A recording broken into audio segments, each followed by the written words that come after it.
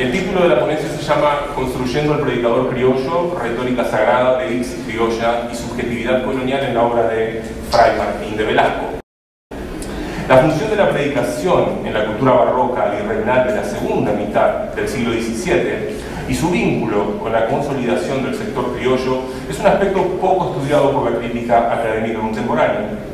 Si bien últimamente se destaca la importancia que la oratoria sagrada tuvo en el territorio americano, al entenderla como una de las herramientas simbólicas y materiales cruciales utilizadas para diseñar, reglar y disciplinar los espacios y sujetos, son casi inexistentes los estudios que se aproximen a la predicación barroca desde una perspectiva cultural amplia que interrogue el estatus de esta eficaz práctica discursiva, integrándola con el fortalecimiento del cada vez más importante sector criollo.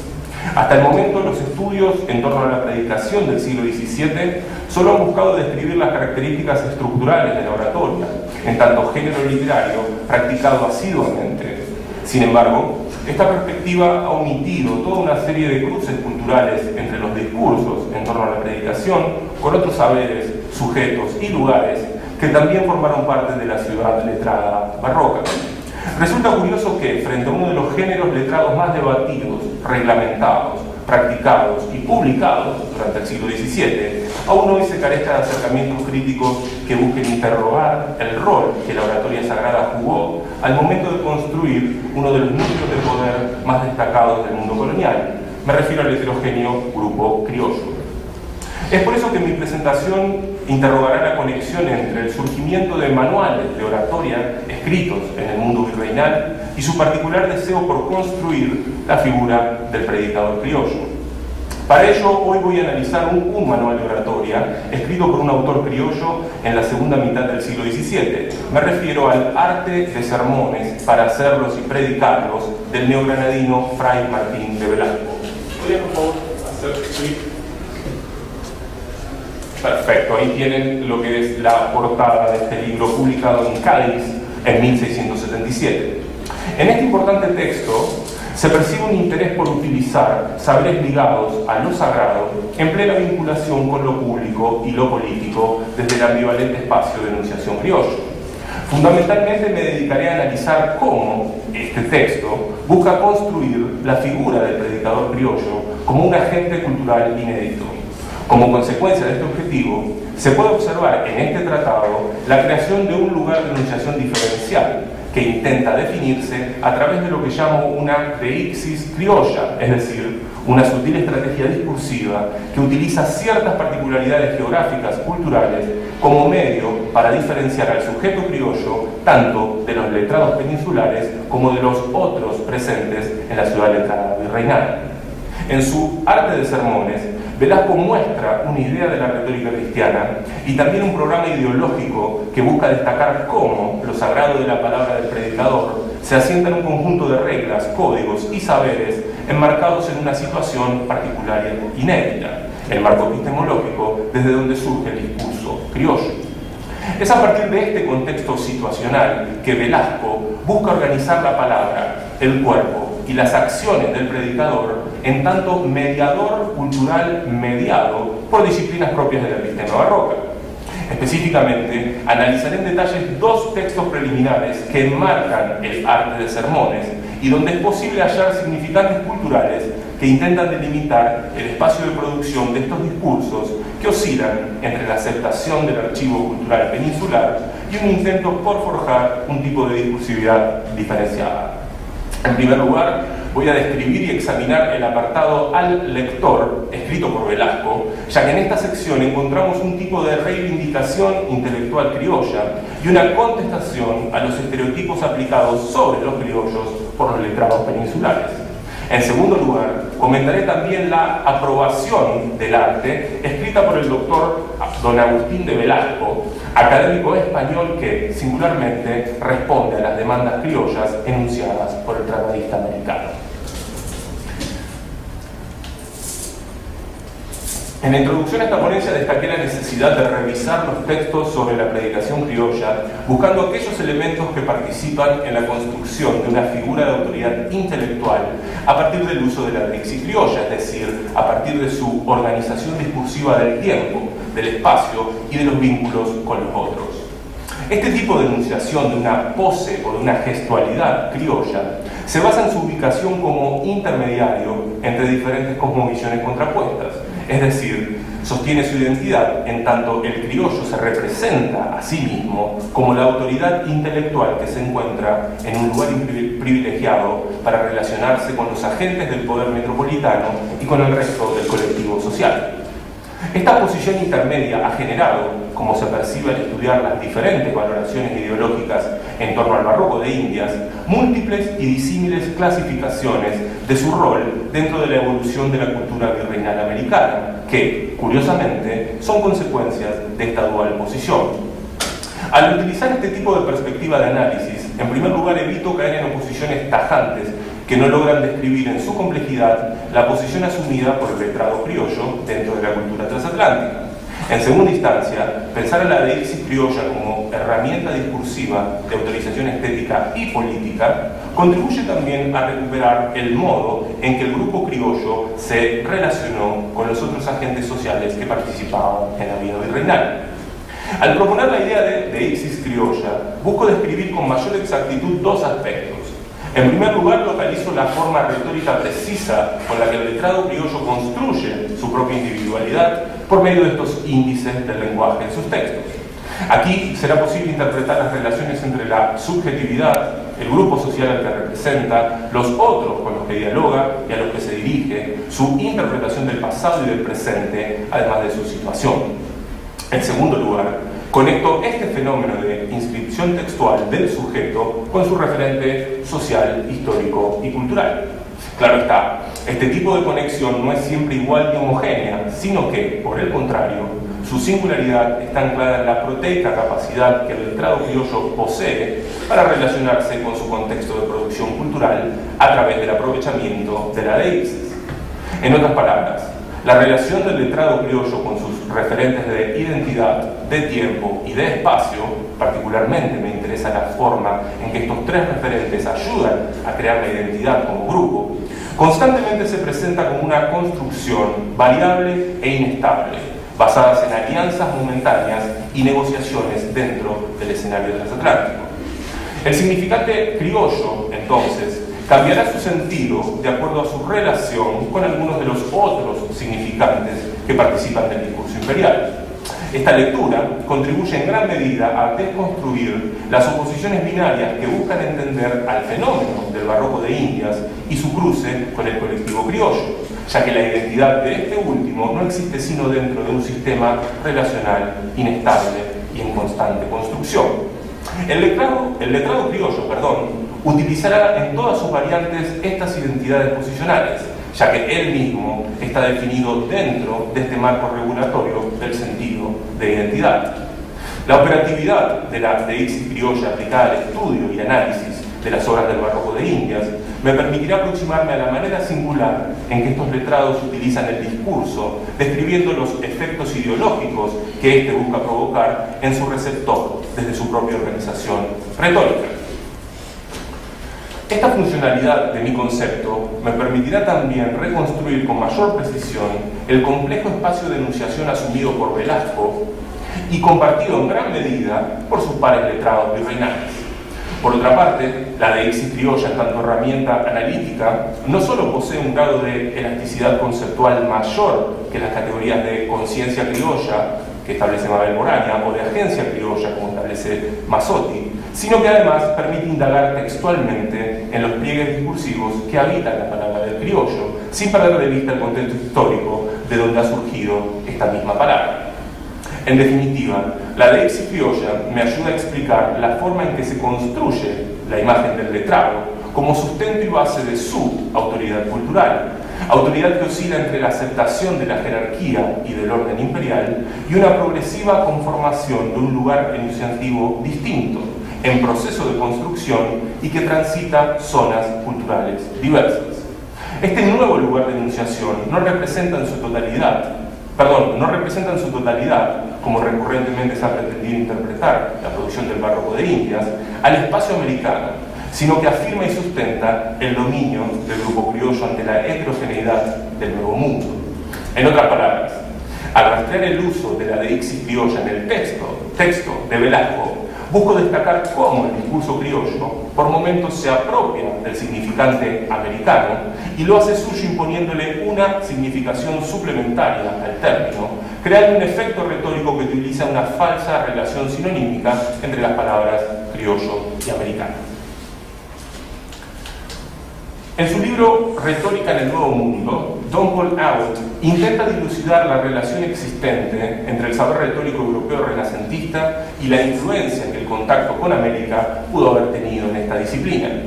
Para eso, el autor utiliza la obra del famoso predicador y tratadista español Fray Luis de Granada como un claro ejemplo para ver los efectos que este nuevo escenario mundial causaba en aquellos autores que se dedicaban a reflexionar en torno a la naturaleza de la predicación. Abbott sostiene que es posible analizar dos tratados de oratoria escritos por Granada como ejemplo de un antes y un después de la conquista europea de los territorios americanos. Es por esto que el crítico pone un particular énfasis en describir y clasificar tanto la Ecclesiasticae Rhetoricae de 1576 como el breve tratado en que se declara de la manera que se podrá proponer la doctrina de nuestra Santa Fe de 1583. El primer libro, la Ecclesiasticae, es para Abbott un producto cultural que debe su aparición fundamentalmente a las directivas emanadas por el Concilio de Trento, ya que en sus páginas se encuentran distintas reglas que buscan disciplinar a los predicadores bajo las nuevas coordenadas en torno al arte de la oratoria sagrada. El segundo libro que Abbott expone es el Breve Tratado, manual que apareció primero como una sección del más famoso Introducción al símbolo de la fe, también de Granada, y se presenta como un arte de oratoria que busca instruir a misionarios en el Nuevo Mundo acerca de las mejores formas oratorias para propagar el cristianismo en estas tierras en proceso de occidentalización. Estos dos ejemplos son para Abbott dos extremos que contribuyen a responder una pregunta básica que estructura su estudio. Voy a citar a Abbott. Los autores de retóricas sagradas se vieron, entonces, confrontados con interrogantes críticos inéditos como resultado del descubrimiento. ¿Podrían los europeos adaptar a su antiguo arte de la predicación a las exigencias del Nuevo Mundo? ¿O ignorarían la cultura y las costumbres de los habitantes de América y así perpetuarían los tradicionales patrones del pensamiento europeo? ¿O estos mismos teóricos de la retórica encontrarían una vía media que reconociera tanto la herencia clásica como la experiencia indígena? Fin de cita. La serie de preguntas retóricas que Abbott se realiza será el punto de partida que sustente sus argumentos, ya que en su libro propone como respuestas parciales a esta problemática la necesidad que muchos pensadores españoles del barroco tuvieron de adaptar los mecanismos representativos del tradicional sermón al nuevo panorama histórico, político y étnico de los territorios conquistados. Abbott asevera que estos pensadores creyeron necesario crear una fusión del saber retórico tradicional europeo con discursos, saberes y creencias del Nuevo Mundo. Sin embargo, esta solución que Abbott propone se establece dentro de un marco teórico que basa su sustentabilidad crítica en una oposición binaria inicial, europeos indígenas, pero que, con el desarrollo de la ciudad letrada y con el surgimiento de los criollos como nuevos actores sociales, no podrá dar cuenta de la compleja y heterogénea variedad discursiva del mundo virreinal americano a partir principalmente de la segunda mitad del XVII. Este lugar de enunciación inestable y móvil que el grupo criollo va a ir asumiendo, si bien nunca del todo coordinado, debido a las distintas temporalidades y situaciones que los individuos experimentan, este lugar de enunciación, decía, presenta un obstáculo a la propuesta de Abbott, ya que la función de la predicación perderá, en parte, su objetivo evangélico y funcionará principalmente como un medio representacional que fusionará el orden lingüístico, el teatral, el musical, el pictórico y el religioso en un evento comunicativo controlado que, junto al teatro, los desfiles, las misas y las fiestas, busca transmitir, celebrar y dramatizar el discurso imperial ibérico en los territorios virreinales americanos.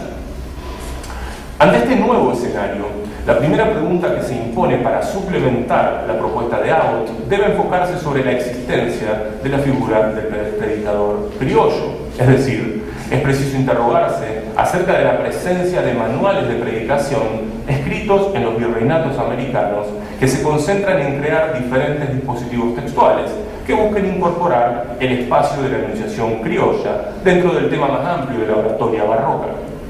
Luego de esto, será interesante ver cómo estos libros buscan construir la figura del predicador criollo basándose tanto en conocimientos globales como locales, asumiendo justamente su espacio de enunciación diferencial, no solo en relación a los discursos del saber provenientes de la cultura metropolitana, sino también expresando su alteridad frente a los grupos subalternos presentes en la ciudad americana. Por último, estas indagaciones sobre la construcción del predicador criollo contribuirán a localizar en su contexto este evento cultural y analizarlo dentro de la epistema barroca. Es dentro de este marco teórico que es posible volver a argumentar que el predicador barroco virreinal comparte las mismas características culturales del letrado criollo barroco. Podría decirse que el predicador criollo es una de las distintas figuraciones discursivas que el letrado criollo asume al momento de negociar, defender y afianzar su lugar dentro de las coordenadas materiales y simbólicas de su sociedad.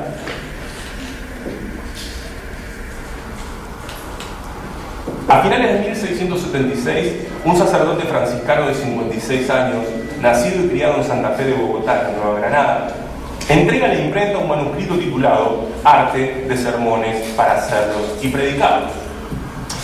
Este libro, casi un año después, será publicado en Cádiz por Bartolomé Núñez de Castro y casi 50 años después será vuelto a publicar en México.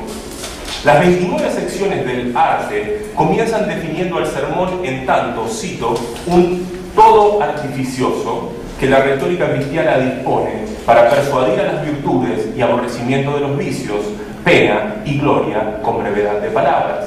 La dificultad no nace de que sea todo, ni retórico, ni cristiano, sino de que sea artificioso. Fin de cita. Esta primera cláusula señala el camino que se seguirá en este manual, ya que a lo largo de sus diferentes apartados será posible inferir una constante apelación a la idea de práctica y ejercicio como claves en la composición y predicación de sermones.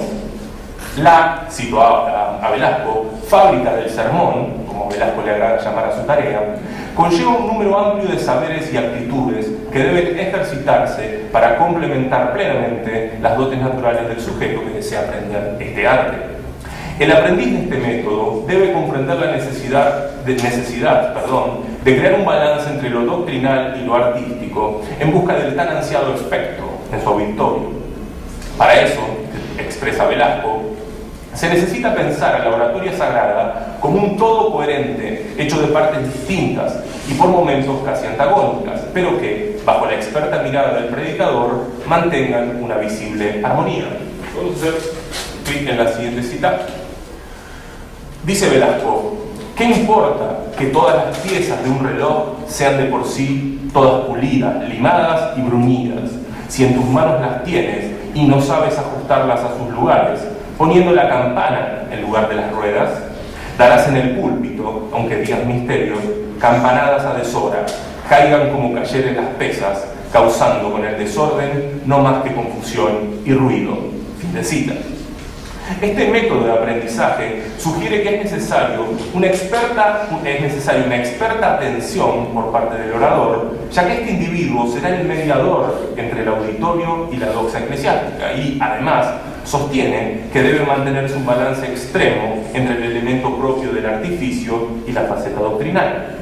Estos cuidados, claro está, reposan sobre la figura clave del predicador que Velasco va construyendo a lo largo del arte de sermones y que, ya desde los paratextos que introducen el libro, se propone como una encrucijada de saberes que se conjugan en este caso con la experiencia lograda a través de años de práctica en este arte. El arte de sermones, como su propio autor lo dice en los preliminares, era el fruto de una vida entera dedicada al estudio y la práctica de la predicación. Es el mismo Velasco quien mejor explica su situación y los objetivos que perseguía con la escritura de este volumen, además de subrayar su constante dedicación intelectual alrededor de la oratoria. Voy a citar otra parte del texto de Velasco. Dice Velasco: así que me viste, lector, con 56 años de edad, y con el arte en las manos. Iba a decir, armado de refranes ofensivos, ya es viejo Pedro, pero diera el golpe en otra parte, porque distintas cosas son estudiar en el arte para saber y saber hacer arte para que otros estudien. Fin de cita. Velasco establece primero una clara diferencia entre lo que podría clasificarse como el saber y el saber hacer, como dos ideas diferentes que intervienen al momento de construir al predicador criollo. El segundo término, el saber hacer, se relaciona con una actividad que causa efectos en el plano social y público, mientras que el primero, el saber, si bien es complementario, habla de una etapa de formación individual, donde el individuo deberá absorber y reflexionar ese saber. Velasco, en tanto letrado, tiene la capacidad de mostrar su saber y, al mismo tiempo, señalar las consecuencias de su saber en acción, el saber hacer, al brindarlo como herramienta para que otros estudien y se formen en un arte que él domina y que es de suma importancia para el sostenimiento del orden. Es interesante destacar su posición en el entramado político y estético de la ciudad letrada barroca, ya que este individuo refuerza la idea de la operatividad del letrado criollo en el siglo XVII en sus dos figuraciones de formador y reforzador del orden colonial y, simultáneamente, como aquel capaz de gestar un vínculo común entre el conjunto de criollos que, gradualmente, buscan adquirir mayor prestigio y poder dentro de su sociedad. Velasco está, debido a su experiencia como predicador, preparado para crear otros predicadores que puedan llevar a cabo su tarea. Esta cualidad de Velasco lo autoriza para dictar él mismo las leyes de la predicación. Obviamente, en las páginas de Velasco del arte no vamos a encontrarnos un nuevo modo de predicación, sino lo que el autor nos brinda es una síntesis de obras previas, tanto del humanismo renacentista como de su contemporaneidad, y al mismo tiempo construye su figura como la del predicador criollo ideal, que se dispone a presentar su saber frente a las autoridades metropolitanas. Lo que sí vamos a hallar, y en esto reside la novedad de este texto, es una serie de reflexiones sobre su propio lugar de enunciación diferencial y la relación entre esta alteridad geográfica y la metrópolis, es decir, su uso de la deixis criolla. Esta inclusión de su propia singularidad como predicador en las Indias va a presentarse dentro del apartado al lector. Es necesario detenerse y analizar con sumo cuidado esta sección, ya que aquí se encuentran referencias explícitas a su condición de letrado virreinal y una reivindicación de su tarea. Dialogando con su lector, Velasco afirma la necesidad de escribir, a finales del siglo XVII, otro arte de sermones. Y cito aquí la sección al lector. Dirás que en esta materia hay muchos artes y que el mío se vuelva, pues viene tarde.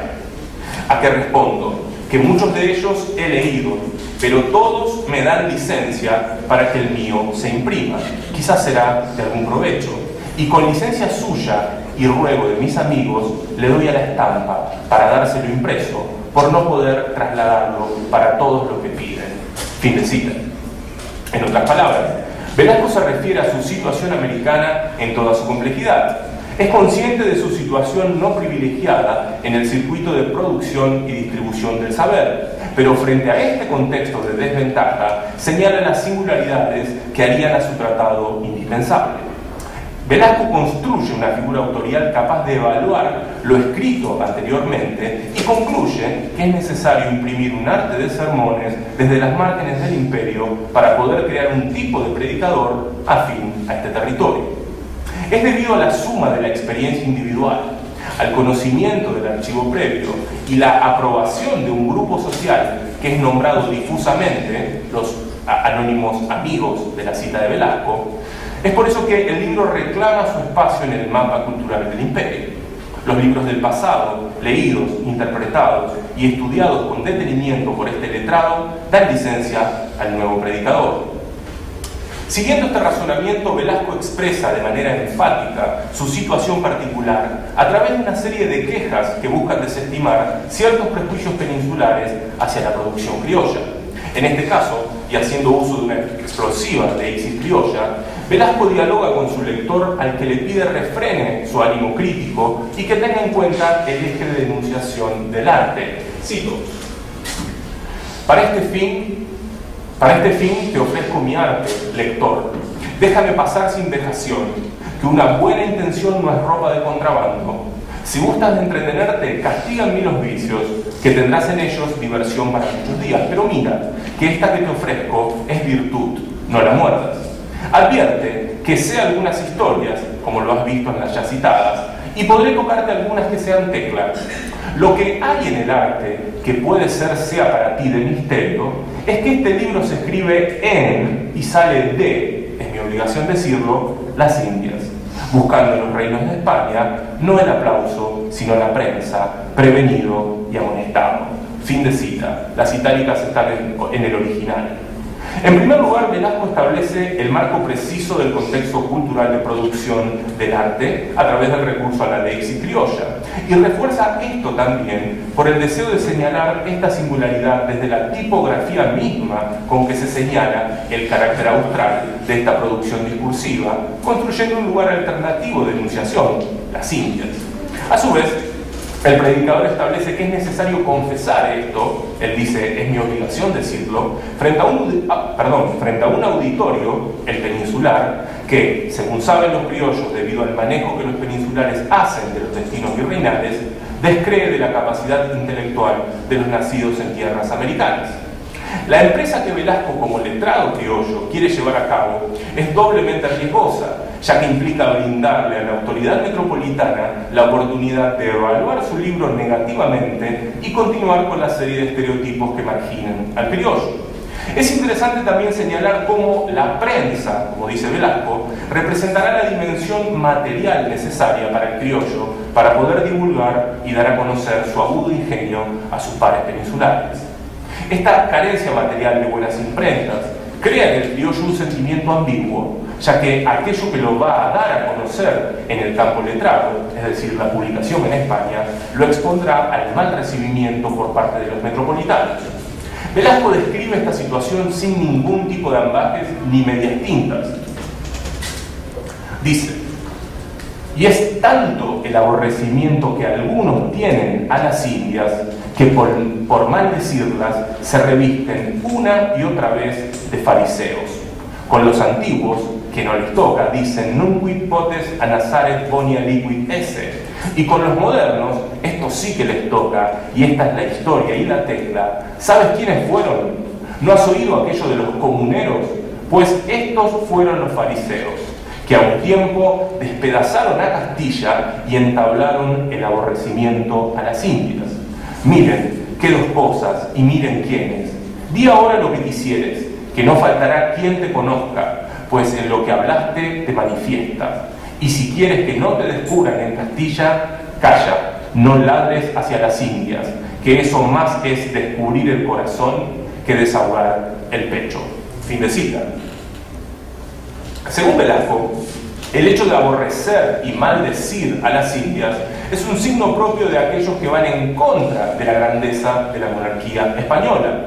No solo desde el orden político, sino que además incluye la dimensión religiosa, con la analogía fariseos-comuneros. Es interesante señalar cómo Velasco construye un mito de origen del descrédito hacia América basado en el levantamiento de los comuneros en contra de Carlos V, y así une el afianzamiento del destino imperial español con la expansión ultramarina. A través de un certero razonamiento retórico, el predicador neogranadino invierte la valoración de los prejuicios contra los criollos, ya que en realidad son aquellos que los critican los que se muestran como enemigos del orden monárquico señorial, es decir, son los herederos de los comuneros. De esta manera, Velasco lo que hace no es rechazar lo metropolitano, sino establecer un vínculo entre la colonia y la metrópolis que se funda en una mitología compartida. Castilla y los criollos se enfrentan a un mismo tipo de enemigo que desea ver la derrota de la Casa Habsburgo. Velasco negocia el espacio de enunciación criollo dentro de las redes del poder imperial. no a través de una oposición binaria, sino por medio del denominador común de la amenaza interna que pueda contribuir a la ruina del status quo. Con su particular uso de la deixis criolla, Velasco asume frente a la autoridad metropolitana un carácter ultra-ortodoxo que lo hace heredero y continuador de aquellos que sostuvieron el poder imperial desde sus inicios mismos, mientras que, ante sus pares criollos, sus palabras resuenan como una defensa o apología de este propio sector. Justamente eso hará hacia el final de la sección, donde el criollo decide incluir la referencia a su naturaleza de autor y su alteridad geográfica como otro de los elementos que irían en detrimento de su creación ante los ojos de los comuneros. ¿Vuelvo a citar? Dice Velasco: fue el artificio de San Pablo el ocultar su nombre en el prólogo a los hebreos, porque aborrecían su nombre los hebreos. Por no leer los comuneros un libro escrito en las Indias, no quisieran que hubiese ingenios en las Indias. Si a ellos dirigiera yo el mío, no me faltará artificio para esconder la patria y el nombre de las Indias, que tanto los ofende. Pero siendo pragmática tan justa que el libro salga con el nombre y patria de su dueño, hágolo como se manda, logrando en esta obediencia un artificio para mí de mucho provecho, y es este: pongo en inscripción el nombre, para abrir en muchos el deseo de la doctrina y para cerrar con él la puerta a los comuneros. Fin de cita. La presencia del nombre funciona primero como una sinécdoque del grupo criollo, que se ha adueñado del derecho a representar el significante Indias. En segundo lugar, vuelve a destacar el grado de desarrollo intelectual americano al demostrar que un autor nacido en el Nuevo Mundo ha escrito un tratado de oratoria sagrada que será impreso en la metrópolis y que desmiente el deseo de aquellos que desprecian a América. Como dice Velasco, no quisieran que hubiese ingenios en las Indias. Por último, el uso del nombre es también una señal dual de la obediencia a este sector, hágalo como se manda, hacia las autoridades y del orgullo de su procedencia, algo que Velasco define como, cito, un artificio para mí de mucho provecho. Como puede deducirse de los fragmentos analizados, Velasco reflexiona sobre el espacio de enunciación virreinal y sus relaciones con el discurso peninsular, creando un marco narrativo que le permite incluir simultáneamente crítica y fidelidad hacia sus pares españoles. Su uso de la deixis criolla implica proponer la necesidad de la figura del predicador criollo como un rol que ha sido y será, gracias al arte de sermones, de extrema importancia en el mundo barroco. Sus quejas pretenden desagraviar a los creadores virreinales por medio de la escritura misma de un volumen que será prueba de la capacidad intelectual de los criollos sin romper de manera radical con el orden imperial. Curiosamente, en el arte de sermones se puede encontrar un documento interesantísimo escrito por una autoridad española y que busca responder a las acusaciones de Velasco. Me refiero a la aprobación del doctor don Agustín de Velasco, tiene el mismo apellido, capellán en el oratorio de la Magdalena de la Villa de Madrid, incluida en los preliminares del arte de sermones. Esta inédita respuesta va a revelar algo que poco se ha discutido en torno al barroco de Indias. Me refiero a la forma en que una autoridad española interpretaba estas quejas criollas en su tiempo. Existe cierto consenso crítico acerca del valor de este tipo de quejas y su participación en el establecimiento de una identidad criolla que se piensa como, al menos, diferente a la peninsular. Pero poco se ha investigado sobre las reacciones que pudieron tener los letrados ibéricos ante este tipo de vindicaciones criollas. Será necesario entonces revisar las hipótesis de lectura que hablan de cierto carácter contrahegemónico, como dice Raquel Char Rodríguez, reivindicatorio, como afirma Mabel Moraña, o aún anticolonial, como afirma Luis Parkinson Zamora, de la cultura barroca virreinal, cuando un funcionario español aprueba y comenta desde un punto de vista superficial, radicales quejas de Velasco.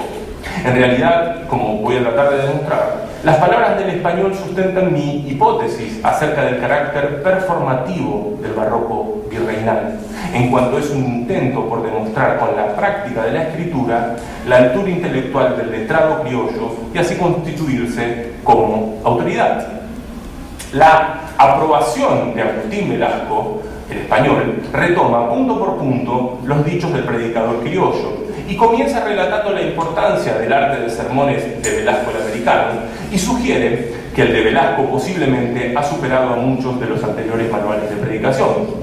El Velasco español nombra primero una serie de autores que, antes que el americano, han compuesto manuales de oratoria y ubica el nuevo arte dentro de esta serie literaria. Luego de continuar alabando el contenido retórico y doctrinal del volumen, el narrador decide mencionar uno de los elementos más interesantes para leer a Velasco dentro de las tensiones entre criollos y peninsulares. Me refiero a la queja contra los prejuicios que los españoles usan para desacreditar a los americanos, que Velasco introduce en el prólogo y que ya he analizado. El Velasco español afirma lo siguiente: pero no puedo dejar de admirar la queja de los ingenios españoles que forma el autor en su prólogo, a que satisfaciera despacio si la censura no me llamara deprisa, pero no ignora que con el oro, la plata y perlas, aún con el desaliño de su natural brutez, se conoce su valor y se estima su fineza, y si viene pulido a diligencias del martillo o del taladro, agrada el arte y convida su hermosura, tierra en que lo insensible es tan precioso, bien conoce España que lo sensible será más calificado. Fin de cita. Las palabras del predicador bogotano suenan un poco estridentes para el oído del peninsular, quien se encuentra al menos admirado por el tipo de queja que el americano introduce en su manual de oratoria sagrada. Frente a este tipo de aseveraciones que sostienen que los españoles desestiman a los criollos, el español se propone responder. En primer lugar, hace referencia a un elemento tópico en este tipo de discursividad transatlántica. Me refiero a la imagen de América como tierra rica en minerales y tesoros naturales que deben ser extraídos y transformados por el saber europeo. Las riquezas en bruto, continúa el letrado ibérico, ya hacen a América una tierra de gran valor, y aún más se ennoblece esta ante los ojos metropolitanos si a estos metales preciosos se les añade el trabajo especializado, el martillo y el taladro, que transforma lo bruto en bien suntuario. Los metales preciosos son una analogía que le permite introducir la figura del individuo letrado criollo y que Velasco representa. De la misma manera en que las riquezas materiales son extraídas y transformadas por el trabajo humano, los ingenios virreinales son pulidos y hermoseados por las instituciones educativas, universidades, colegios, academias y conventos, que se han establecido en los nuevos territorios y envían productos del intelecto a las imprentas de la metrópolis como prueba de esta capacidad.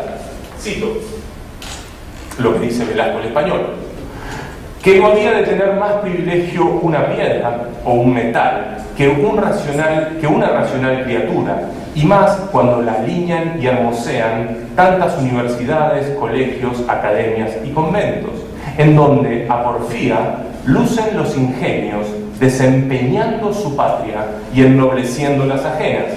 De infinitos sujetos indianos tengo noticia, que reducirlos a número fuera imposible, que han ilustrado con sus personas y escritos nuestra España.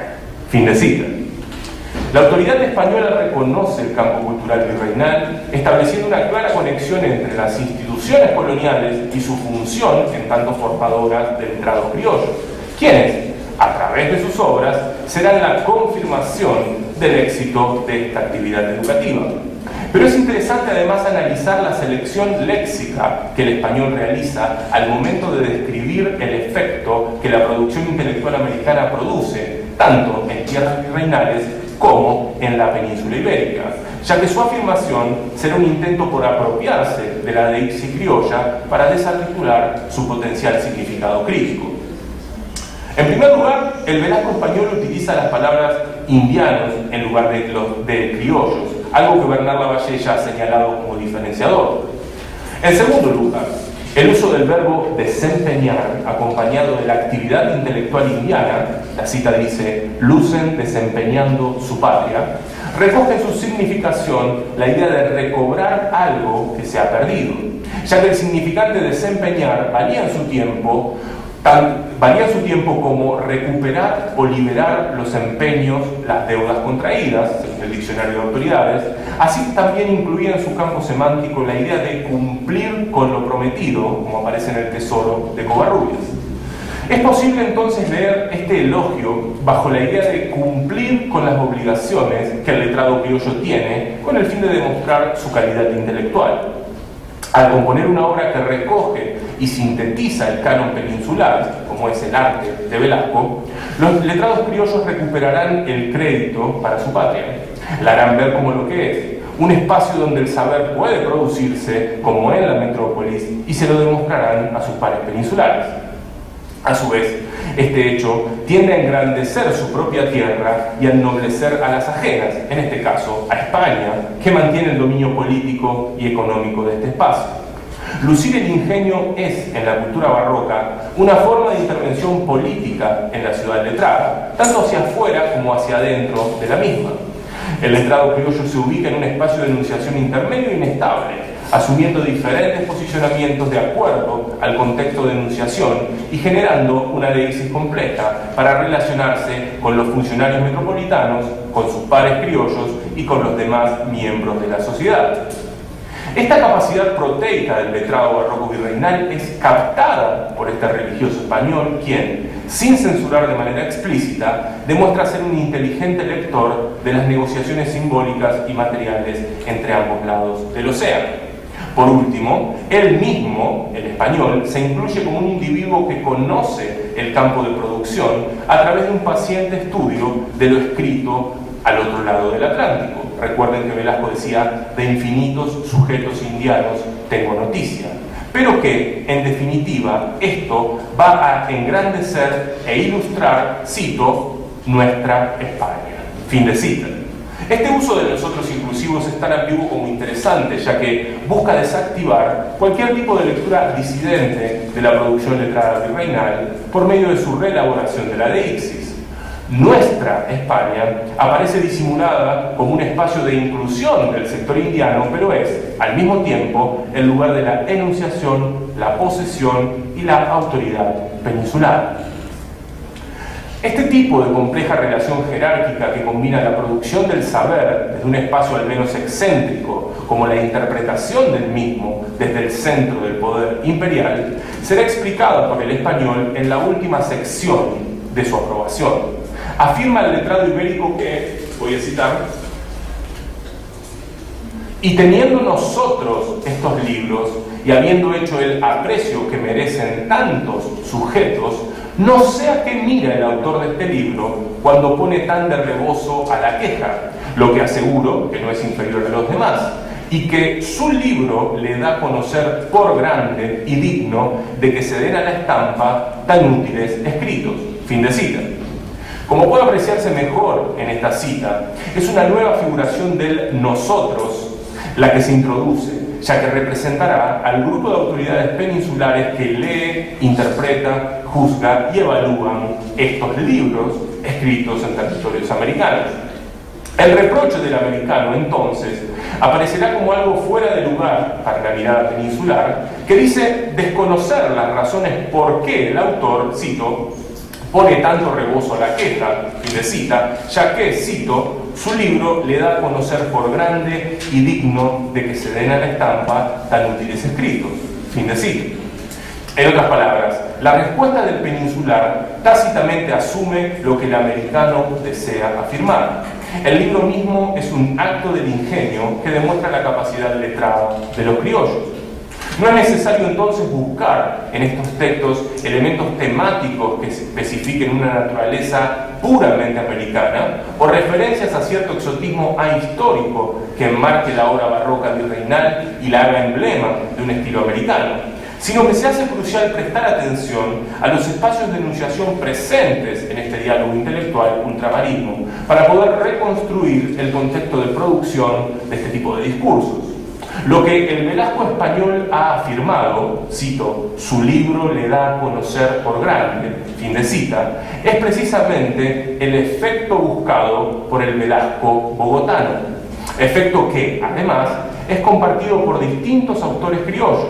Los libros de estos sujetos pueden definirse como una performance, como una dramatización de su saber y su valor, en tanto individuos capaces de demostrar el grado de perfeccionamiento alcanzado en tierras remotas y que se sienten capaces de dialogar con sus pares metropolitanos de igual a igual. Al escribir una aprobación tan precisa e interesante, el religioso español permite ver el complejo campo de negociación en el que estaban inscritos tanto el letrado peninsular como el virreinal.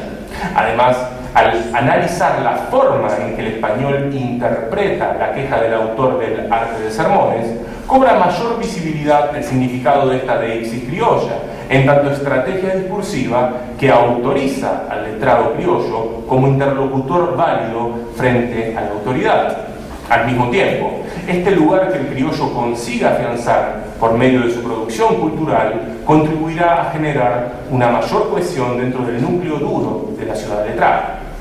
Velasco, el español, lee el efecto buscado por el americano, que es la idea de mostrar el conocimiento propio para autorizarse dentro del mapa de poder ultramarino y formar parte del diagrama de poder del siglo XVII. Por último, en definitiva, las palabras de los dos Velascos parecen reproducir en miniatura las polémicas, discusiones y pactos que durante todo el siglo XVII los criollos y los peninsulares llevaron a cabo en ámbitos y saberes tan alejados como semejantes.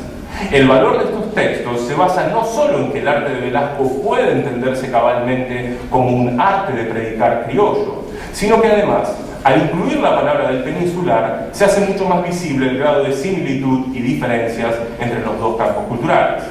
La polémica en torno a la singular situación del predicador criollo, la validez de su persona y las distintas figuraciones discursivas que él asumirá, es una consecuencia de este contexto histórico y permite así interpretar esta sección de la vida cultural virreinal bajo una mirada diferente y novedosa. Muchas gracias.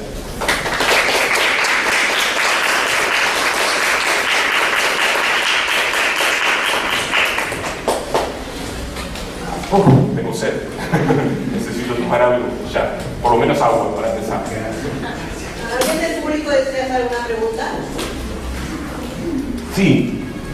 Hola, ¿qué tal? A lo largo de tu ponencia me recordaba mucho el apologético a favor de Don Luis de Góngora, en que la postura es bastante similar, con esta apelación a una figura contraria, pero a la que a la vez se le busca la autoridad, ¿verdad? Pero yo me estaba preguntando dos cositas. ¿Cuáles son las distancias y las similitudes de la propuesta en el apologético con la propuesta del Arte de hacer sermones? Y otra cosa también que me preguntaba es, además del lector modelo que inscribe Velasco en su texto, hay otro lector modelo adicional, y esto yo lo relacionaba con la eficacia del texto. Ajá. Dado que, por ejemplo, en el apologético, el lector modelo, además de los letrados peninsulares, se busca también hacer congregar a los letrados hispanoamericanos, ¿no? Entonces esos son esos dos lectores modelos. Pero en el caso de los sermones, que tal vez el público sea mayor, ¿cuál es el otro lector imaginado, ¿no? Perfecto, sí, buenísima la pregunta. Empiezo con la segunda, con la del lector modelo. Completamente de acuerdo, lo que podría llamarse la circulación del texto, ¿no? La circulación del texto de Velasco y la circulación del texto de Lunaresco, de Espinosa Medrano. Täobviamente podríamos decir que las dos son circulaciones bastante restringidas, ¿no? Y se ubican en ámbitos de una especialización, de ultra especialización, casi podríamos decirlo. En el caso de Velasco podríamos decir que tiene un grado de circulación, podríamos decir, también bastante interna, porque este texto está como más enfocado a la formación, ¿no? Como a ese paso previo de la espectacularidad del sermón. Es decir, no es el momento en donde la palabra cobra acción, toma vida, como en el sermón, ¿no? Se hace... Claro, exactamente. Es como un momento de reflexión sobre esa palabra, ¿no? Y en ese sentido, quizás podamos conectarlo con la primera pregunta que hacías, con lo que podríamos llamar si hay una diferencia de programas entre el apologético y lo de Velasco. Sí, en el sentido de que es preciso siempre señalar que muchas de estas reivindicaciones o quejas criollas es difícil tratarlas homogéneamente. Si bien uno trata de ordenarlas, ¿no? Y pienso en Tarde, me parece que es algo, como dice Juan de Espinosa Medrano y sus quejas, es preciso siempre tener en cuenta algunas particularidades que cambian en este caso, ¿no? Es decir, no es lo mismo el ámbito de la Nueva Granada que Cusco, en este sentido. Ahora bien, a mí lo que a mí me sorprendió cuando encontré el texto de Velasco fue esa similitud, ¿no? Esa similitud con Espinosa Medrano, que es algo que me interesa muchísimo. Cuando leo eso, lo primero que dije es wow, ¿no? Es decir, está proponiendo un tipo de reivindicación criolla similar. Hay algo interesante aquí que no mencioné, y es que Velasco no usa la palabra criollo tampoco, ¿no? Y ahí sería diferente a Espinosa Medrano. Velasco no dice que él es criollo, si bien lo es, pero no utiliza el término. Y obviamente sabemos que el término criollo es un término en constante apropiación y transformación. En el mismo apologético, en la introducción al apologético, no recuerdo el nombre de qué censor, pero él dice: criollos nos llaman, nombre de incógnita etimología. Y si hay algo que no se da, no se lleva muy bien con el orden monárquico del barroco, es que en el origen hay una incógnita, ¿no? Piénsenlo desde lo racial a lo religioso. Entonces, en el mismo apologético, que es el texto ejemplar para ver esta reivindicación criolla, hay un texto que no está muy contento con el término criollo, ¿no? Como que le sigue resonando que es un término, probablemente, como sabemos, es un término que puede haber tenido origen en la trata esclavista, ¿no? Y es un término que no le gusta del todo, ¿no? Entonces,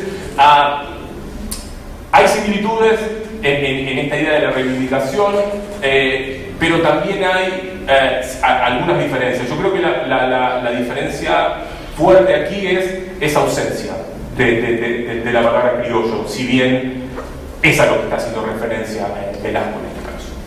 Tal vez el énfasis de Velasco, me atrevo a comentar en este momento, sea el congregar, va a ser el fuerte del letrado, o sea, el que tiene el poder eficaz de hacer estos sermones. Sí.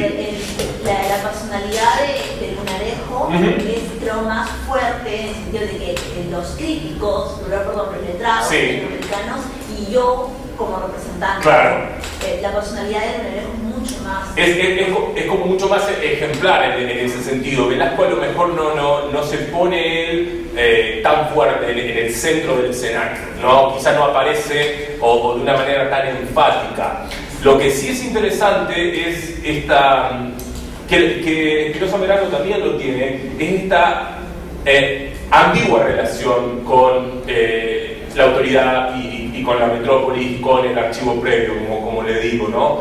Es muy interesante plantear esta especie de mito en donde Velasco dice: aquellos que reprueban a América, a las Indias, son los comuneros, ¿no? Y los comuneros son justamente el levantamiento de las comunas contra Carlos V, que descreen de el gran rey Habsburgo, ¿no? Entonces es curioso porque al poner a los comuneros como los enemigos de España, ¿no? Y a los que hablan en contra de las Indias como si fuesen los comuneros, toma un papel ultra ortodoxo. Él está diciendo: no, yo soy un criollo, ¿sí? Pero yo soy el más fiel. El problema aquí es la fidelidad, ¿no? Y la desconfianza entre las dos. Sería muy interesante encontrar, con esto termino, algún texto, yo no lo he encontrado, probablemente alguien lo conozca, algún tipo de reacción ante el apologético, ¿no? Como de este letrado español que lee el libro de Velasco. Y eso sería muy interesante para ver y poner en balanza, ¿no? Cómo se interpretan estas pistas. ¿Alguien más que hacer una pregunta? Yo Sí. te quería preguntar por el empleo del término de los comuneros, ¿no? La aparición, porque es completamente paradójico que critique precisamente a unos castellanos que se han opuesto al poder imperial. O sea, Es increíble, ¿no? Y que, diríamos, y es muy interesante para ver también como estas diferentes capas que existen en la misma sociedad, ¿no? De alguna manera, yo en un punto digo que, y esto lo digo en medio general, ¿no? Pero que el letrado criollo en un momento busca o crea el efecto de que existe una sinonimia entre el criollo y americano, ¿no? Y se impone, pero lo impone discursivamente, y esa sinonimia es una sinonimia falsa, ¿no? Porque no es lo mismo criollo que americano, es un efecto producido por la retórica de él. Es casi de la misma manera, ¿no?, que podemos pensar en cómo él plantea la sociedad castellana también con diferentes capas o diferentes individuos. Ahora, lo que me sorprendió muchísimo fue en dónde él pone el mito de origen, ¿no? Es decir, él pone el mito en el afianzamiento, en el momento en que Carlos V decide barrer con ellos, y ellos son como, los comuneros son casi como ese símbolo de la traición, ¿no? Y la traición es uno de los significantes que está volando en cada uno de los exámenes que se hace a los individuos criollos, o por lo menos son algunos de los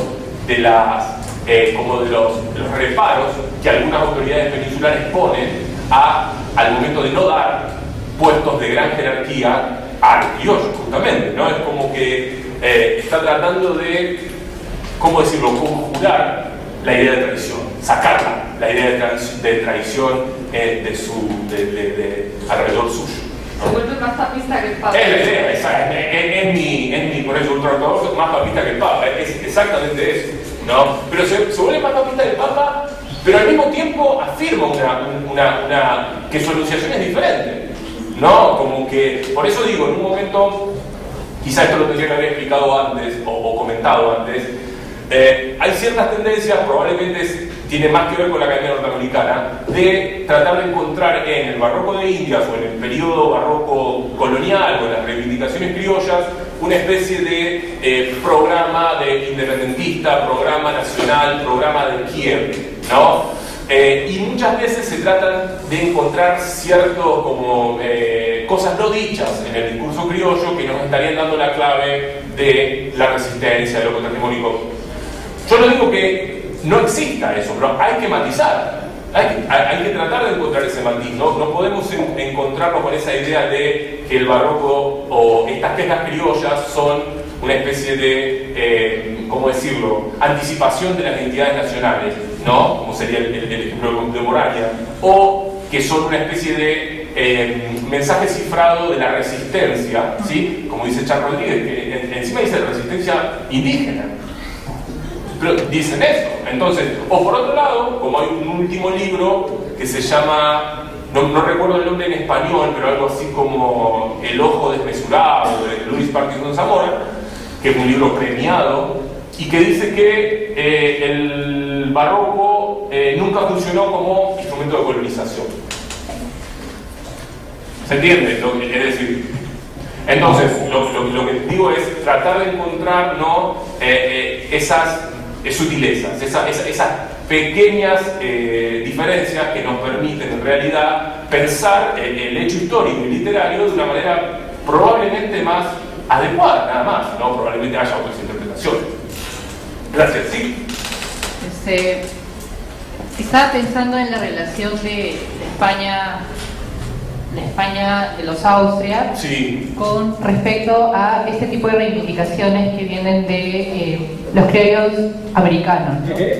Porque, digamos, durante la administración de los Austrias, el imperio español es un imperio que está conformado por una serie de virreinatos o reinos adjuntos que tienen de alguna manera un estatuto casi independiente. Por ejemplo, el virreinato de Nápoles o los territorios que están en el Milenesado o en Flandes.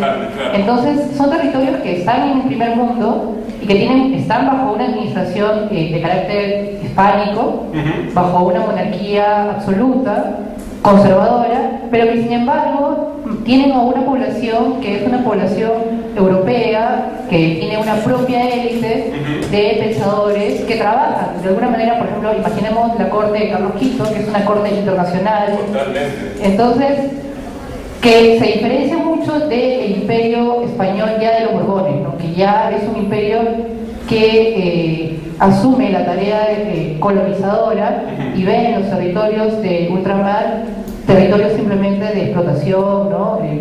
Administrados simplemente para aumentar la riqueza de la corona, ¿no? Así como un enclave. Como un enclave, exacto.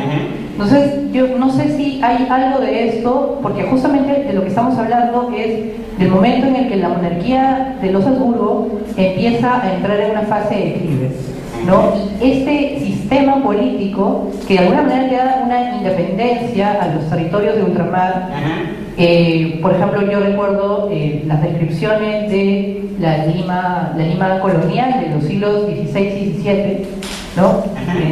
Que es como una reproducción prácticamente de la corte imperial, ¿no? O sea, el virrey y el arzobispo son casi como el rey de España y el papa, ¿no? Entonces, esa independencia a la que gozan los territorios de ultramar no se empieza a ver justamente puesta en crisis, ¿no? O sea, o se empieza a vislumbrar el cambio, ¿no? El cambio de la futura administración borbónica, o de algún cambio, ¿no? Hay algo muy interesante, hay algo muy interesante que encontré aquí en Lima, que es un sermón funeral al último Habsburgo, ¿no? A Carlos el hechizado, podríamos decirlo, ¿no? Y es un sermón funeral que predica un cura mercedario, ¿no? Español en Lima, ¿sí? Y es justamente por la erección del túmulo del rey, no del rey muerto. Y es en el momento en que estamos en transición que aún, ¿sí? Está lo que podríamos venir la secesión por el trono, que va a ser justamente el sermón es de 1701, ¿no? Y es muy interesante porque en ese sermón, escrito por este español, que ya había tenido ciertos problemas en la orden mercedaria, y eso es algo que nombra a Bernard Lavalle en su libro Las promesas ambiguas, este señor, este predicador, en la muerte del rey, crea un sermón que es un sermón de, ¿cómo decirlo?, en donde el tema que se destaca es la lealtad. Es un elogio a la lealtad, ¿no? Y es un elogio a la lealtad del pueblo americano, ¿sí? Y es muy interesante porque es en un momento en donde se va a dar esta transición, en un momento de indefinición de qué está sucediendo, ¿no? con la sucesión de la corona en España. Ha muerto el rey y no sabemos muy bien quién va a volver a tomarlo. Este religioso predica este sermón en donde todo el tiempo se destaca la lealtad de los territorios ultramarinos a la corona de los Austrias, ¿no? Y es curioso porque durante todos estos anteriores lo que está rondando es lo contrario, es la desconfianza frente a estos individuos. Y yo siempre pensaba, digo, bueno, es curioso que en ese momento en donde parece caer un paradigma o hay una crisis muy grande de representación podemos decir política en este caso, el predicador pone la palabra en acción para como recordar ese viejo orden en donde todo estaba en calma. Entonces, probablemente tenga que ver con lo que podríamos decir ¿cómo decirlo? El poder real y el poder simbólico que están pidiendo los criollos. Es decir, yo he leído algunos últimos ensayos acerca del estudio sobre diríamos, el poder de facto que están teniendo ciertos comerciantes criollos, mercaderes criollos, y que de facto aparecen como más poderosos que lo que tú acabas de decir, ¿no? Esta idea de esta crisis que está sucediendo. Probablemente tenga que ver con, de una manera, hay como muchas idas y vueltas, como que hay momentos en que los criollos se adelantan, quieren decir algo, y por momentos también van a retrasarse en ese caso. Muy bien, muchas gracias de nuevo por quedarse. Un fuerte aplauso, por favor, por